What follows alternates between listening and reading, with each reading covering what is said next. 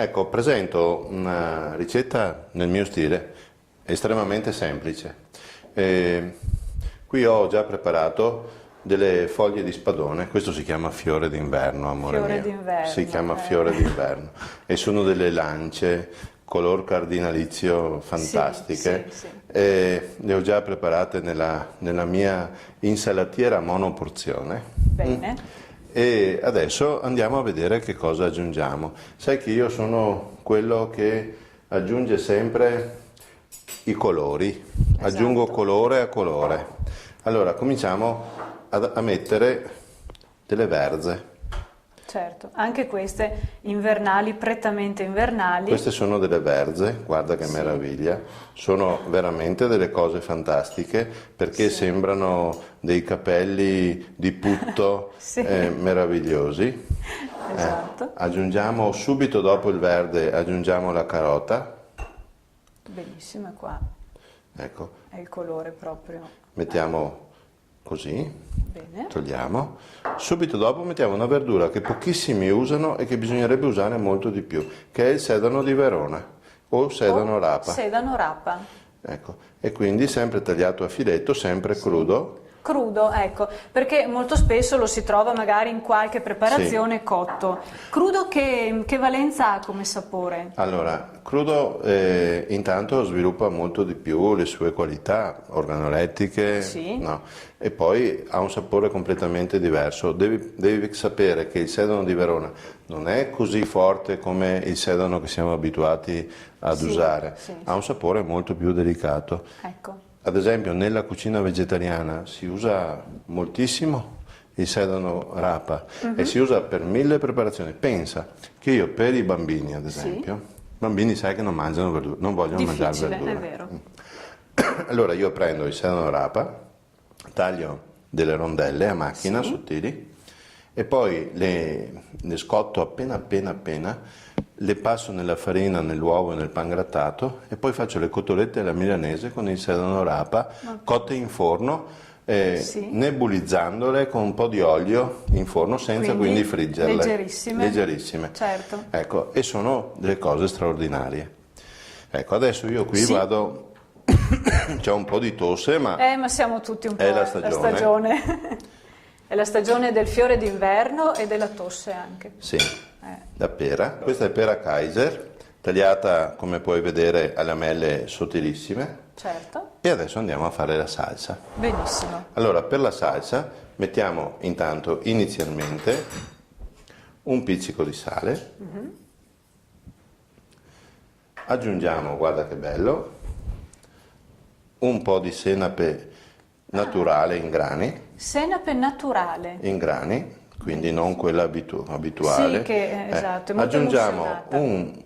pochissima maionese, sempre fatta in casa. Ecco, esatto, diciamolo perché. Sempre fatta in casa. E adesso andiamo ad aggiungere, perché sai, qui ci sarebbero due modi. Uno è quello di mettere un mare di maionese e non va bene. E affogare il tutto. E affogare il tutto. Che è quello che si trova in giro, insomma, poi alla fine. Sì. Quindi anche con un apporto di grassi piuttosto elevato, direi, no? Sì, che è quello che non vogliamo. Che non vogliamo assolutamente. Poi invece qui abbiamo lo yogurt. Abbiamo lo yogurt che fa le veci della maionese, ma essendo molto più magro. E quindi aggiungiamo il nostro yogurt. Quindi con tutte le proprietà che lo yogurt anche ha in sé, perché è un alimento, ricordiamolo, lo yogurt è un alimento molto particolare, è un vero alimento e quindi ricco di calcio e adatto insomma anche a chi ha intolleranze per il latte, e andiamo a fare qualcosa proprio di potenzialmente positivo per il nostro fisico. Certo, questa è una salsina fantastica, ma non buona, fantastica, lo ripeto. Quindi anche per il palato. Sì, anche per il palato, guarda, la salsina vedi, cremosa, che vado a sgocciolare, proprio a mo' di Kandinsky, vado a sgocciolare sulla mia insalata. Adesso magari giriamo a favore, anche a favore, di camera. così. Beh, i colori ci sono tutti. E per essere un'insalata invernale ha un tocco molto caldo. Mamma mia. Sì. E poi tu non hai idea, perché adesso se mi consenti di dire una parola, io finisco questa con una cosa alla quale io tengo tanto, sempre un seme o una frutta secca, quindi metto dei gherigli di noce a completare proprio questa meravigliosa insalata. Ecco, sì, appunto ricordiamo che anche la frutta secca merita di essere mangiata tutti i giorni in piccole quantità.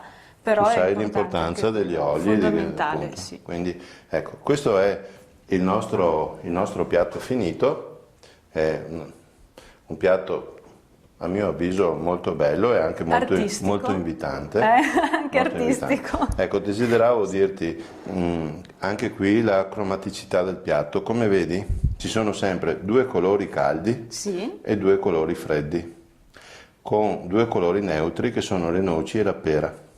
Sì. Ecco, la salsa è bianca, ma potrebbe anche avere dei pezzettini di erba cipollina, quindi dei piccoli frammenti, dei piccoli frammenti verdi all'interno. Ed è, ti ripeto, una salsa che non va bene solo per insalate crude di questo tipo, ma anche ad esempio se tu fai, una volta si facevano le patate sotto la cenere, con la pelle.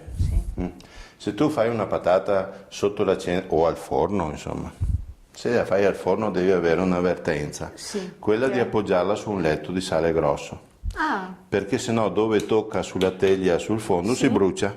È vero. E invece il sale fa da intercapedine e quindi tu hai una patata cotta perfettamente. Ma metti una patata cotta al forno sotto la cenere, messa in questa bellissima insalatiera monoporzione, messa giù bene, con questa salsina di yogurt sopra e magari dei filettini di mandorla tostati, buttati sopra così, o dei semi di sesamo tostati buttati sopra, diventa una cosa straordinaria da mangiare anche proprio come ouverture, come apertura di pasto, perché ripeto, queste insalate così cromatiche, così costruite a crudo, vanno benissimo come apertura di pasto.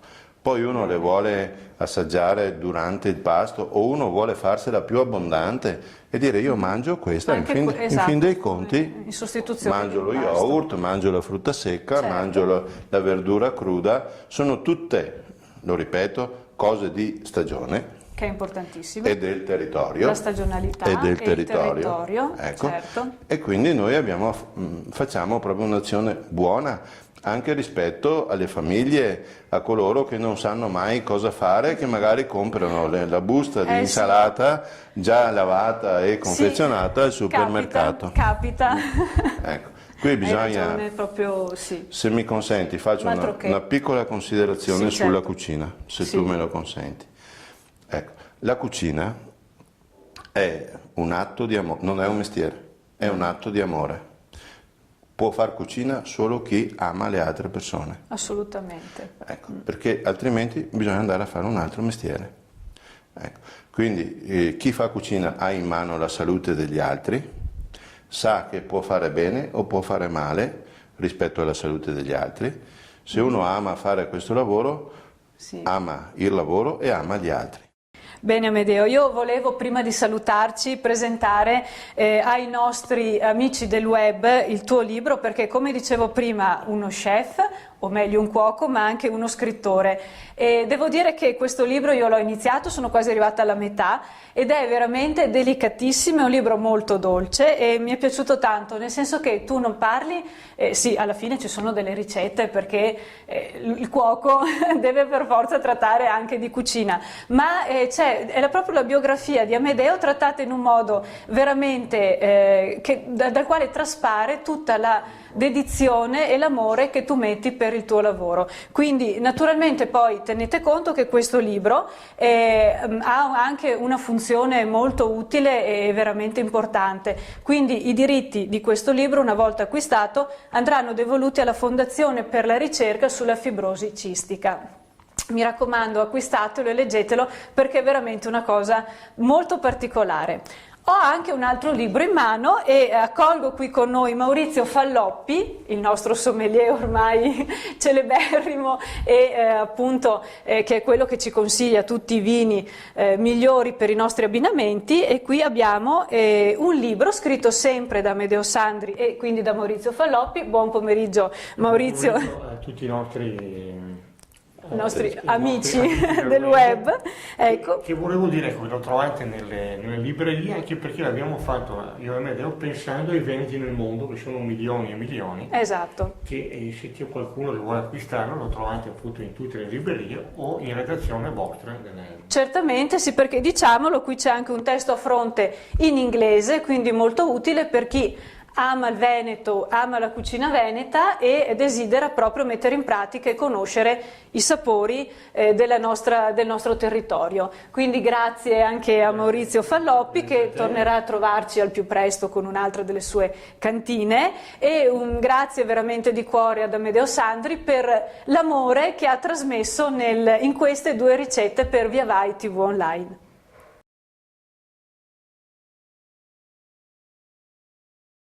Grazie alle Latterie Vicentine che hanno partecipato alla realizzazione di questa ricetta a base di yogurt. Latterie Vicentine è un'eccellenza produttiva del territorio che produce e garantisce prodotti sani e genuini, dal latte fresco agli yogurt fino ai formaggi, freschi e stagionati. E non ultimo il formaggio Castelgrotta, con il quale proprio qui a Progetto Benessere abbiamo realizzato una ricetta sana e gustosa.